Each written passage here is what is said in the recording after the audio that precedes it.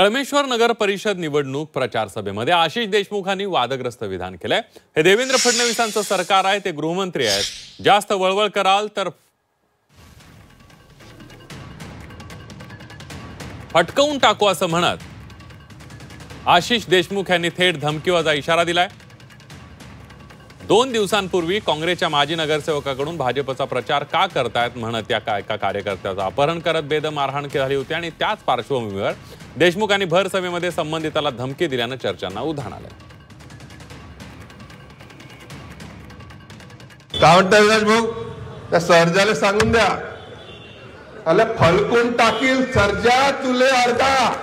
हे देवेंद्र फडणवीस साहेबांचं सरकार आहे, गृहमंत्री मुख्यमंत्री नागपुरातले आहे। जास्ती वळवळ केली तर फळकून टाकू तुले अर्धा।